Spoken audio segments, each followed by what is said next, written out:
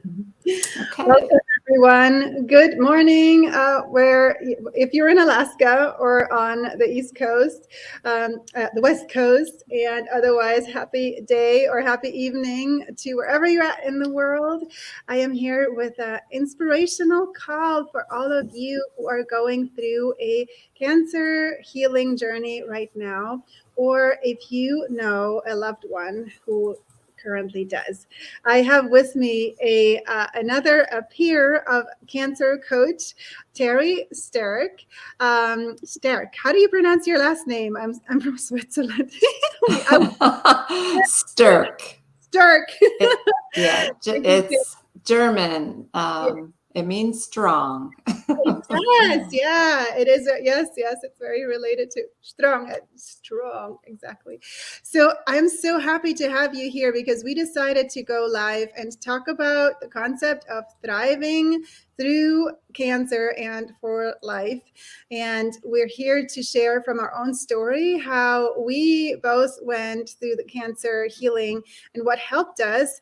And we both have our own views of how we ended up accessing our inner healing superpowers, boost our immune system, and support our inner empowerment through this whole journey. And that actually helped us thrive through the journey and get better and supported us. And so we're here with inspirations, with our story, and also with resources afterward. If you're interested in getting more support, Terri has especially something cool coming up on April 10th that is actually a free thing that you can participate in to play with those concepts and to support yourself on your healing journey.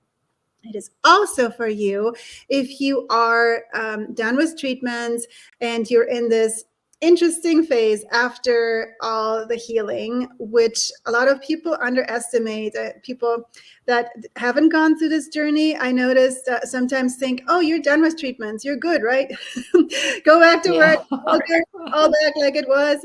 And that can be the case in many ways. However, a lot of times we still need to process some things, and we may need to redefine how we're viewing the whole journey. We might need to find a new way of identifying with our values, our life, our purpose in life. How Let's just open a conversation with that, Terri. How did that show up for you when you were done with treatments? Well, when I finished treatments, I was a strong person and I can get through this, and I was determined. And so I pushed myself even when I knew I wasn't ready to push. I Yeah. did it anyway because that's how people saw me. They kept telling me, "Oh, you're so inspirational. Look at you go." But then one day, I slipped on a stair and, hurt my knee. And then I thought, all right, I need to slow down. I need to heal. And realizing that my body was not ready to be pushed slowed me down. But then during that whole reflection, I knew it was also my emotional state, my mind and my spirit. I was just a broken person on every level. So I started looking at ways to heal. And one of those ways was helping others. So I started facilitating a support group for breast cancer survivors. Many of them just diagnosed or moving through the process. And I did that. I ran that support group for 7 years. It was in two of the hospitals in my city. So the point of that, though, was it was something for me to grab onto and do to help others. And at the same time, in helping others to heal, I was healing. Yeah. So that was a tool I used. But so what I encourage people to do is figure out, what is your tool? Mm-hmm. Yep. Is it helping others, or what is it? Mm-hmm. So, but that got me started on this healing journey, was Yeah. helping others. Yeah. I love that we're bringing this topic to people. And I see we have some viewers. Somebody's watching us live. Welcome. We're so happy to have you. I don't currently see the comments on Facebook, but we will get to all the comments. So if you see anything we say where you have a follow-up question or a comment about something that resonates, please comment, because we love to see if it serves and what you get from it. And engagement will also help you to land awareness and clarity for yourself and to celebrate things on your own journey. So we would love to see, and we will gladly answer any questions you have. So I love that we brought the conversation for after, what that can look like. So I always love to bring curiosity as a tool to people. So if something rings to you for about this, you're like, whoa, yeah, that's right. I don't feel quite myself, or and you haven't really thought about it, what it means. So even just becoming curious, that can already open up roads for you personally to find the next best things for you and the next best answers.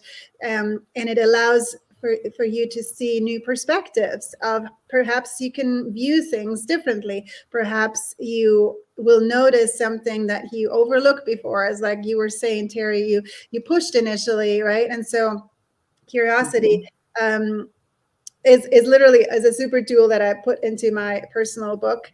It's called Permission to Sparkle.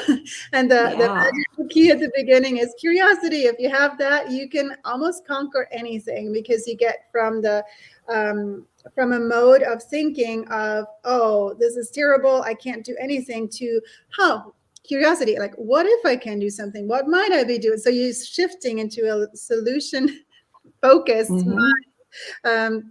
So that's a tool I'm going to throw in. So Terri, let's hear a bit more about your story. And I know you also wrote a book and you do all kinds of things. So let's backtrack a little bit for your journey, how you went through it and what supported you through the journey, and even like what happened, what was your journey, and did you got well, right? So I would love. Yes, I got well. Yeah, share a bit with people what your story is. Well, I've been through the breast cancer journey 2 times. Mm-hmm. So I'll start with the first, which was when I was 40 years old. I was diagnosed, complete shock, like all of us. Yeah. Especially being that young. And I had 2 young children. So it was just a time in my life when I was running and working and taking care of family. Mm-hmm. And all of a sudden, I had to stop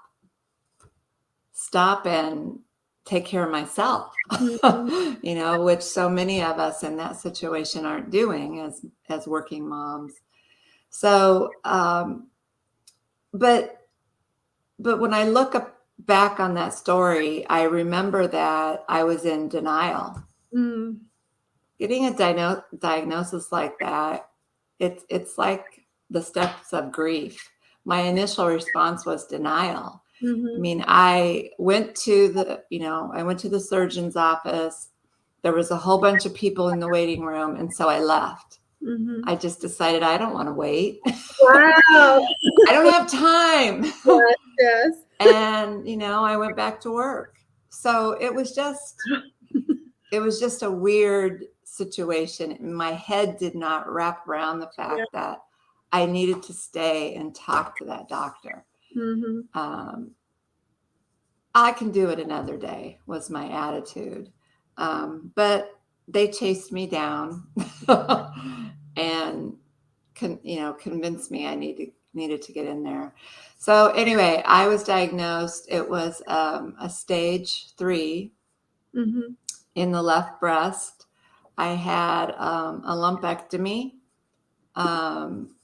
because it was reachable and it wasn't a big concern about deformity or spreading or anything like that. I did have lymph node involvement, so we went, we had chemo, and then I had radiation. So all of that took about close to a year to get through. So I went on with my life. But getting through that journey, I think, is what you asked me. Yes. I got through it. I didn't realize at the time that I didn't say I'm going to thrive. That word wasn't in my vocabulary, but looking back on it, everything that was in place was helping me to thrive. Oh, like and what? It was, first of all the people. I had a big group of girlfriends who just rallied around me. Nice. Taking care of my family, taking me to appointments. Nice. Whatever needed to be done got done, and I didn't have to think about it. Yep. So that helped me. I had a very supportive boss at work who helped me pretty much set my own schedule. Nice. I had a whole team of people, and so he made sure I understood I didn't need to worry about that just keep up to date, but don't dig into work. So I kept my focus on myself and my family. And I would go to work for short hours of the day, but then I would come home before my kids came home from school to rest, and then I could be up and ready when they got home. So that was another thing that I did that helped me still be a good mom and wife, So it was not, for me to manage the cancer, not let the cancer manage me. Nice. That's a really big point, to take charge of, that you are in charge, to recognize that, yes. to take that on. That was also something that I did, and I saw in one of the books that I read on my journey, Radical Remission. That was one of the things that all the radical remission patients that they looked at had in common, that they took charge. I think that was one of them. In any case, that is one of them that I've seen. It should be if it wasn't. Yeah. Nice. Awesome. And so, okay, so fast forward. So you walked through the whole journey, and how did you do? Like, did you, with your emotion and mindset and things, did you do anything for yourself while you were on the journey, or what other things help you thrive? I am a yogi. Oh, yeah. So Nice. I kept up with my yoga clear through my journey. When my body would allow it. So after I'd healed from surgery, my doctor even said, well, just don't use your arms, but you can sit in a chair and still do yoga poses in a chair. I did everything I could to continue my life, because I knew those things would help me heal. I also was always a healthy eater, but I even learned more about what it meant to fight this cancer with the foods that we eat.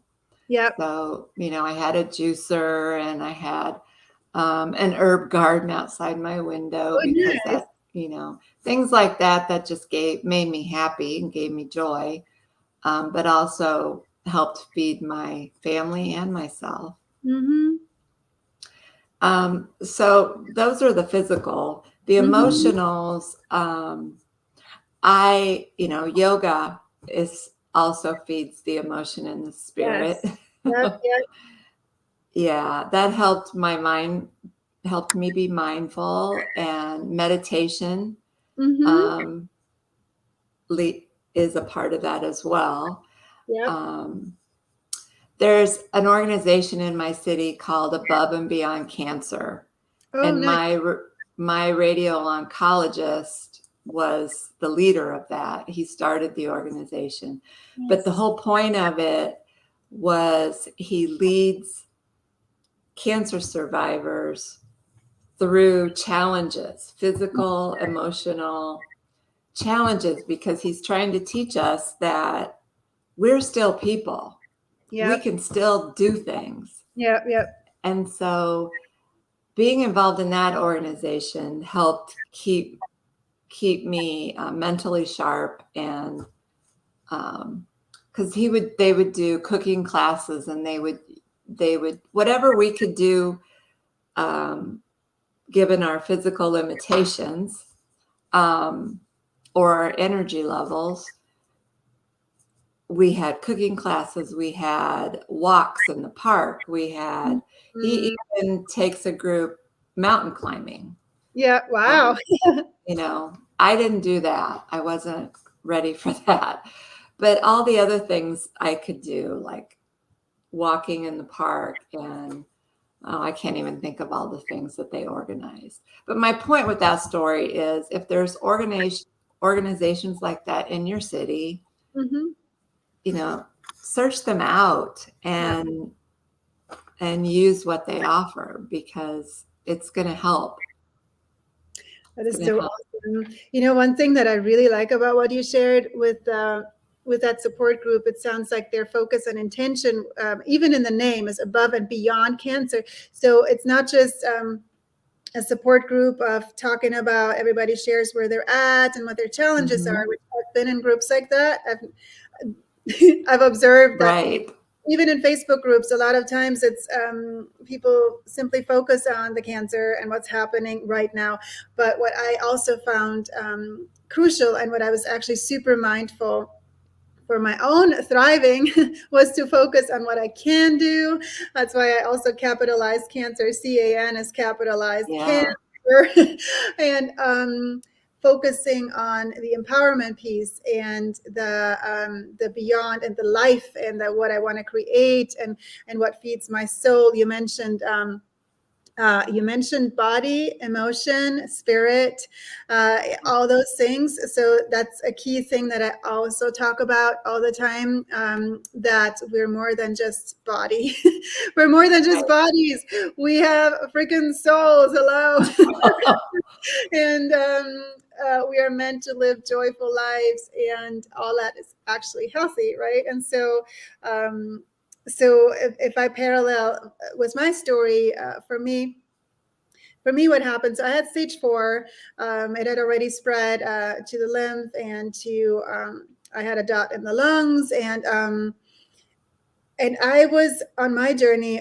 What happened was I already came with a lot of awareness of coaching and mindset work, and I had done a lot of emotional healing already, of letting go inner critic, and reframing mindset, and so I already came with an attitude of, I can do this, and what I got to fine tune to really step into my power, and to learn more about all kinds of things like self-love, and how to advocate for myself, and to trust myself. And so for me, it was a huge learning opportunity. And I think it's a huge learning opportunity for everybody, an opportunity of empowerment, actually, when you go through this journey, if you choose to see it like that, which is what I did. I was always curious of what can I do here? What can I learn here? How can I shift this experience into one that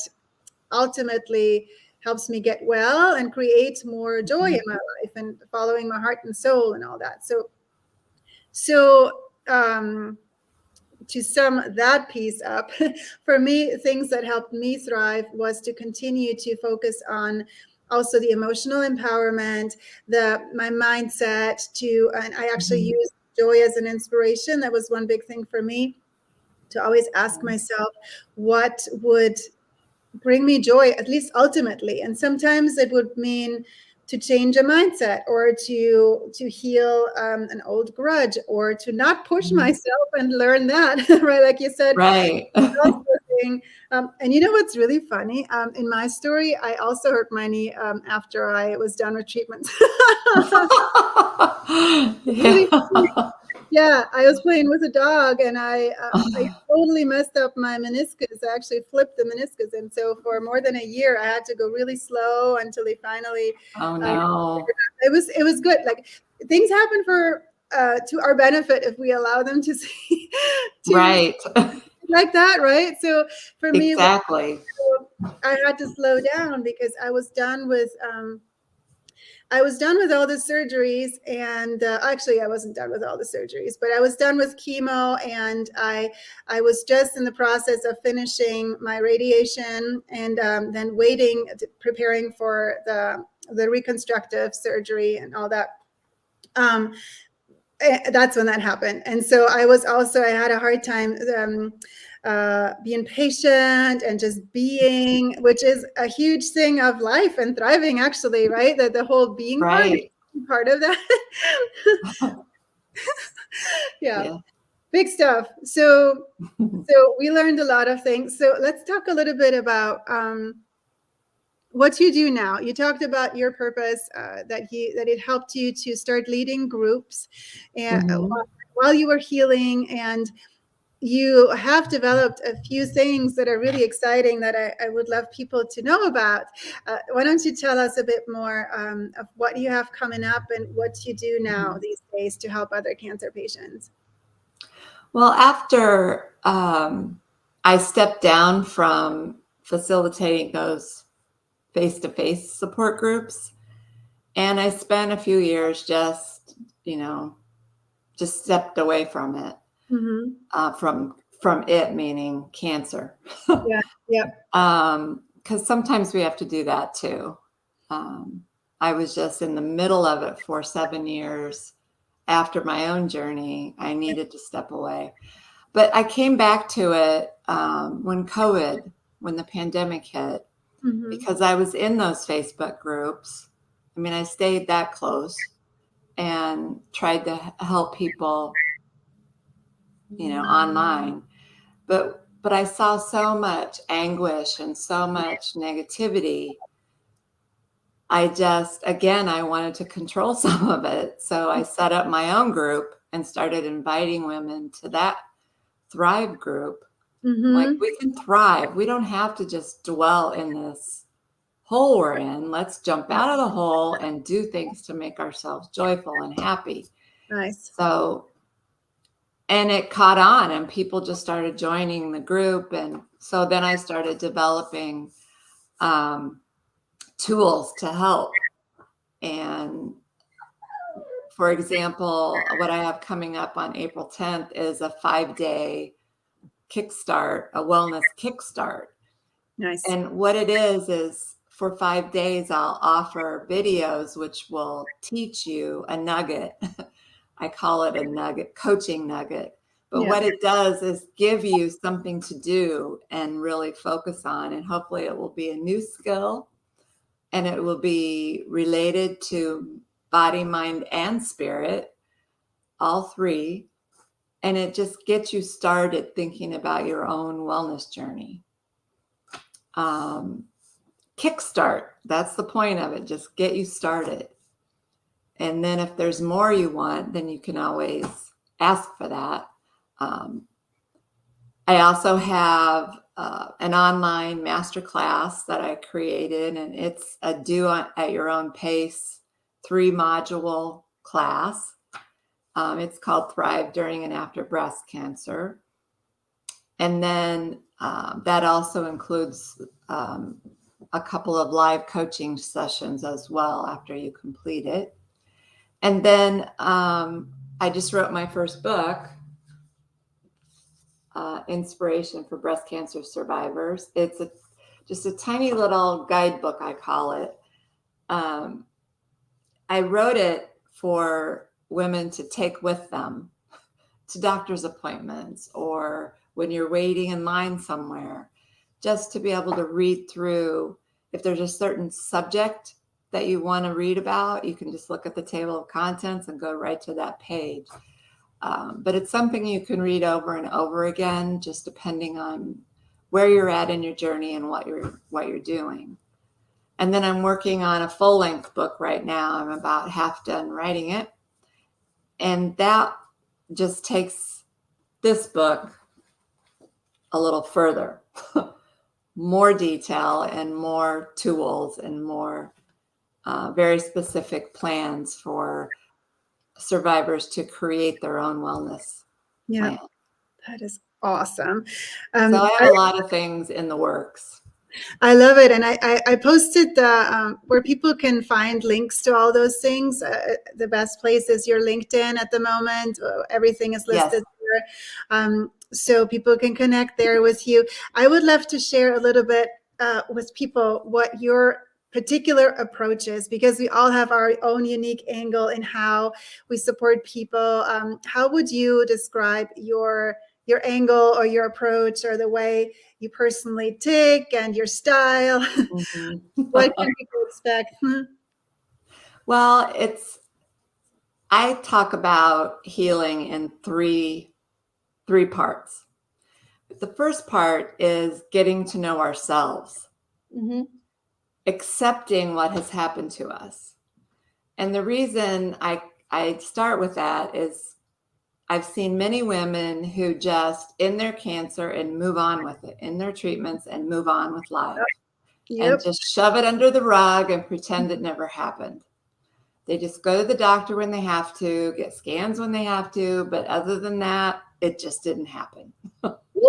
Yeah. And it comes back to bite every time because they have not healed. They've just forgotten about it. And so there will be triggers that come up and so that's why I start there. I want women to understand that something terrible happened, mm-hmm. but you survived. Yeah. So let's not just shove it under the rug. Let's pull it out, unravel it, and understand it. Mm-hmm. And then from that point, you can move forward and heal. Mm-hmm. And then after that, the second component is understanding the tools of that journey. And mm-hmm. so I present several different tools. And again, it's body, mind, and spirit, mm-hmm. To help women enhance all three areas. Mm-hmm. Nice. The third component is actually formulating your own plan. Mm-hmm. And so then I lead the women through a process so they can decide what works for them. Because it's something that worked for me might not be their thing. Exactly. Maybe they don't like yoga. Right. But what do they like? And so that's what I would help them do, is figure that out. Yep. So that's the third component, is creating their own plan. That's very cool. And what happens in your, you said your program is a self-teaching program ultimately, and it has live coaching calls. So people will get individual calls with you, and then they go home and they do a little bit of homework and introspection, or how does that play out for people? And how long is it, just so they can get a feel for what would it be like to work with Terri if Terri was in my life?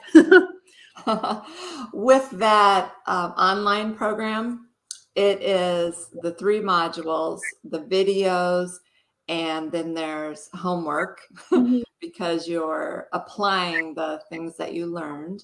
Mm-hmm. That each module is about an hour and 15 minutes, an hour, maybe an hour and a half, depending on how much reflection you want to do. That would be watching the videos and also doing the homework. Mm-hmm. And then the coaching happens after, mm-hmm. because the live coaching, because then based on what they've learned, then I can help the participants answer their questions and also lead them whatever direction they need to go on their own journey. All right. So after every module, is there a call with you afterward? Yes. Okay, nice. That's very cool. And is that also a group call in there, or is everything individual right now? I've only done individual, oh, wow. But it's turned out that way that I could handle it. as far as when people finish, because everybody's on different schedules. Gotcha. Um, It's very exclusive. yes, It's really nice. So you can really tailor it to people, to their particular journey, where they're at, and yes. fill in the blanks, and they can make their own. That sounds really lovely, like a VIP coaching program. I love it. Very cool. Yes, that's what it is. And the way I've gotten to know you, it's funny. We all have our own approaches, right? So I think you're kind of a structural. You like checklists, and you Yes, help I'm people, structured. yeah, and you help people get things done in a loving way, and you can be their accountability partner. So anybody who likes that kind of, who works really well that way, they might resonate with you. And of course, they can get to know you in your Facebook group also, which is this one right here, where they can get more of your examples and lives and all the things. And so I want to mention briefly about me too, because I also support cancer patients to thrive. And the way I roll, you can already tell, like I'm a pretty creative person. I'm very intuitive, and I'm kind of a rebel. So the way I go I went through my own journey, and the way I help others too is really I'm using creativity and playfulness to help you carve your own path also. And for me, the metaphor is permission to sparkle. It's my book is part of everything I do, and I use the principles from there to help people to find their inner superpowers. And so my sparkle path is a metaphor of walking empowered and strong, calm, and you're making the best choices for your life that lead to joy, that are aligned with your soul, your happiness, right? That we can walk on that sparkle path even when we're going through treatments, and trust the process and walk strong, right?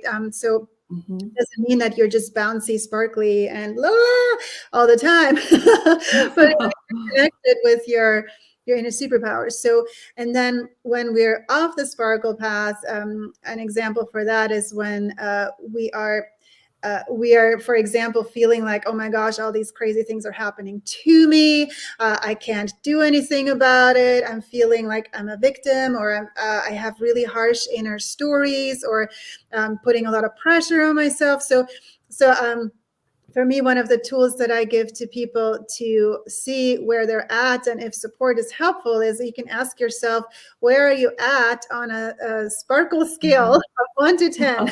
Right? Do you like 1 being the lowest and not feeling sparkly, like everything sucks, and 10 feeling like super awesome and aligned and everything's great?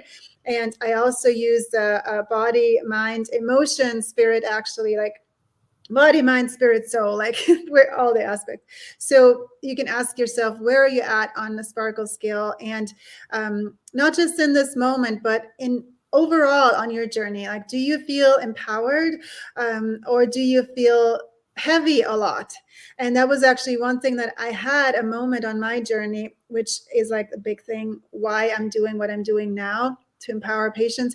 I had a moment where I was feeling so heavy and everything, that I really felt how unhealthy that was. Stress is so unhealthy, and we all know this. Like when we're stressed out, we might do this, right? Like we might feel it on the chest. I actually felt heavy in a moment, but so much pressure I put on myself at the beginning of my journey. And I ended up choosing joy as my focus. And that's my big principle and guiding light to always ask myself, right? Like, what can I do for myself right now that will ultimately lead to more joy? And then those can be superficial outer things like dyeing your hair, dressing sparkling. It can also be inner things of shifting your mindset and all those things. So I help people thrive on all those levels from the inside out. And I have several containers going on that you can see on my website. There's a button. If you scroll down, you will see a button for people on a cancer healing journey. There are free resources and also access to personal coaching, to a group Thriver program, and retreats are also in the near future. So yeah, if you love creativity and you don't have to be an artist, but if you love to play with colors, to do journaling, to be in a supportive community. I do have a group program where you get to, it's moderated. So it's not like one of these group programs, one of these support groups where it's just like everybody shares their heavy stories, but I make sure that people find their power and sparkle. So yeah, that's what I've got going. So back to Terri, to you. Let's mention one more time. You have this super cool challenge where people can actually play with you, experience your work, and it's coming up on April 10th. And they will find access to that also on your LinkedIn. Is that right? Yes. Okay. The Perfect. LinkedIn should get them to me Okay. on all of those things I talked about. Perfect. Awesome. Well, let's do a last tip before we wrap it up. What we would give for people to help them thrive wherever they're at right now. What would you say to people? Whatever comes up as inspiration. Well,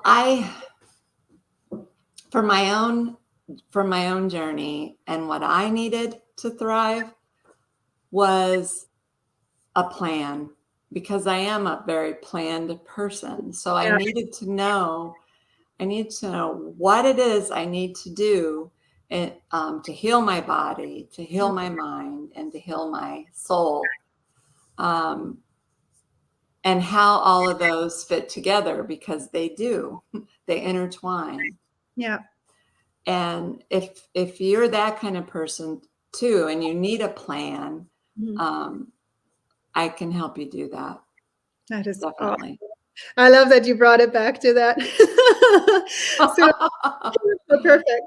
So for me, what helped me thrive was actually choose joy. That was my catalyst moment. And so if that resonates with you, my tip was to do that, and then I transformed everything in my life with that as an inspiration. So the first thing I did was I looked for a support group that did feel like that. So a community that felt, I actually let go some coaches that I was working with that started feeling heavy because I was done with that inner business coaching, mindset coaching that I had learned enough, and I was putting too much pressure on myself. So I found another group that used creativity and talking about your dreams and your dream life and your dream business. And we did doodles, coloring, things like that, and share steps in a creative way. So that's how I help people creatively to find your own intuition and answers and your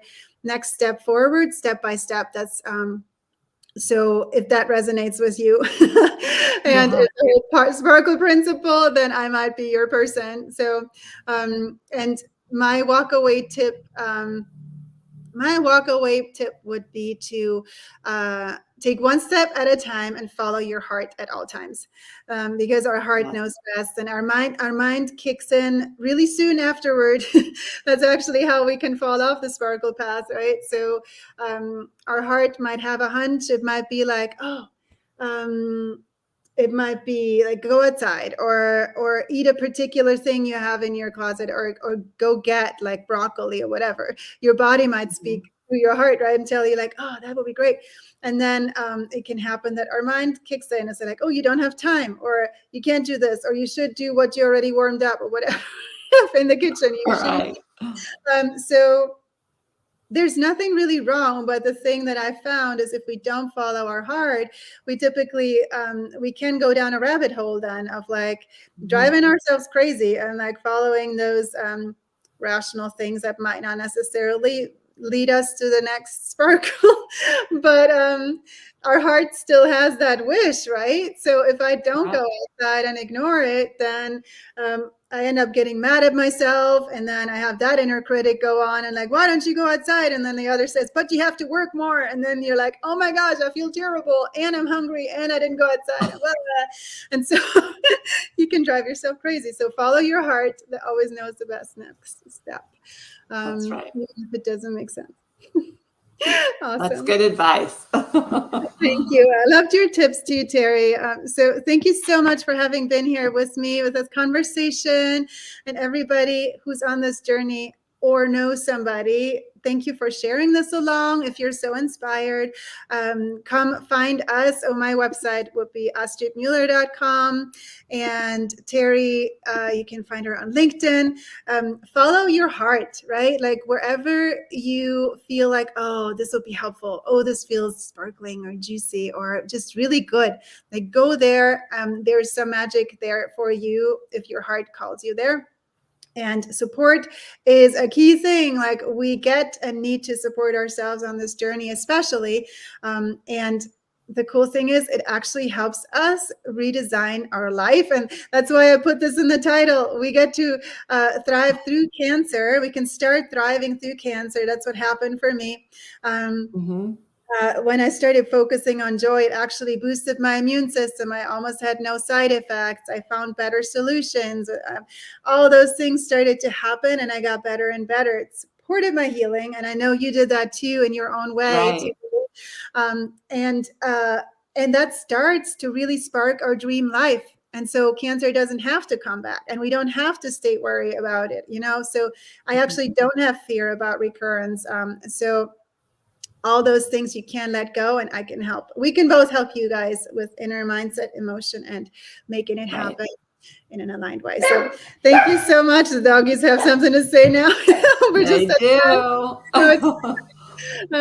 Thank you, Terri, and everyone. We will look for your comments. If you have any questions, we'll be very happy to support you and cheer you on. Okay, much healing. Thanks, everyone. Thank you, everyone, and thank you, Terri.